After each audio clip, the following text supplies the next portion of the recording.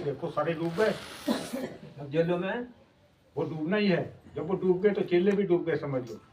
तो भगवान ऊपर से देखता है सबको कि कौन क्या कर्म कर रहा है क्या नहीं कर रहा। खाने पीने का काम तो पशु पक्षी भी कर लेते हैं, बच्चे भी पैदा कर लेते हैं, सब काम कर लेते हैं, चिड़िया भी अपना घोंसला बना लेती है रहने के लिए। लेकिन पशु पक्षी कोई कर्म नहीं कर सकता, केवल वो भोग योनि है, भोग ही भोग सकते हैं। देवता भी भोग योनि है, वो भी भोग भोग सकते हैं, उन्हें भी जन्म लेना पड़ता है। तो 4 प्रकार की आत्माएं इस संसार में पाई जाती हैं। तो देव योनि से आने वाली आत्माएं हैं। जो देव योनि से आने वाली आत्माएं हैं वो तुरंत ही इस ज्ञान को समझ करके ज्ञान का प्रसाद ग्रहण कर लेती हैं। जो मानव योनि से आई है, बहुत से भगवान की भक्ति करते करते जब प्राण त्याग देते हैं तो उसे दोबारा मनुष्य का जन्म मिलता है, तो वो अपनी भक्ति वहीं से शुरू कर देते हैं। एक जो दानव योनियों से और जानवर की योनि से आत्माएं आती हैं, उनकी समझ में नहीं आती। उनको कितना ही तुम समझा लो, कितना ही ज्ञान बता लो, तो वो क्या कहते हैं, तो ऐसे ही कहते रहते हैं। तो वे जानवर योनि वाले जो होते हैं और दानव योनि वाली जो आत्माएं हैं वो हमारे ज्ञान मार्ग में नहीं आ सकती। जैसे उल्लू के सामने जब ज्ञान का प्रकाश पड़ता है सूर्य का, तो वो उल्लू भाग जाता है।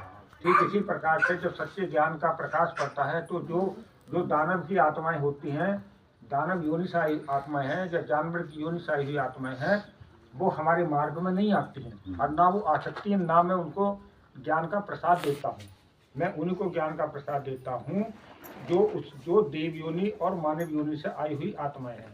क्योंकि जो जानवरों की योनि से आई हुई है और दानव की योनि से आई हैं वे दुष्ट प्रवृत्ति की आत्माएं होती हैं, गंदी आत्मा होती हैं। जैसे हमारा अगर बर्तन गंदा होगा तो उसमें तुम कोई साग सब्जी नहीं रख सकते, या रखोगे नहीं, रखने के पहले उसे साफ करो, साफ करने के बाद ही तो वो चीज़ उसमें रखी जाएगी।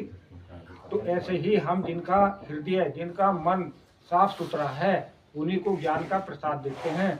अगर तुम ज्ञान का अगर प्रसाद तुम इससे लेना होगी गंदे हाथों में, तो मैं तुम्हें रखने का नहीं हूँ, या रख देगा कोई?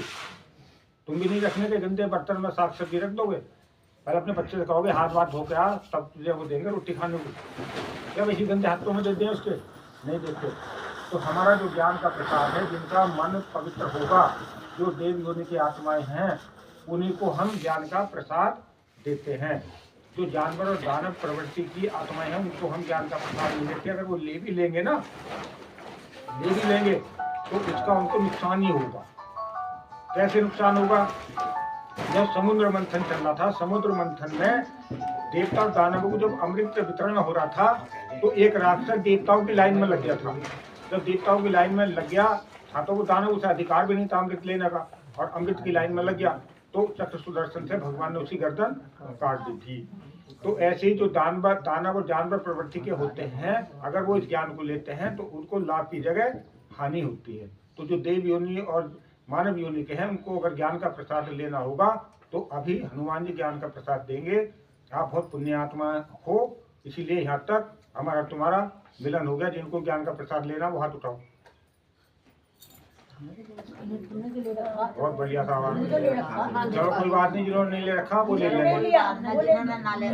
हाँ चलो दे दो हनुमान जी ज्ञान का प्रसाद, और मैं सबके यहाँ कदम डाल दूंगा, क्योंकि भगवान राम जी अपने भक्तों के यहाँ सबके यहाँ गए नहीं गए।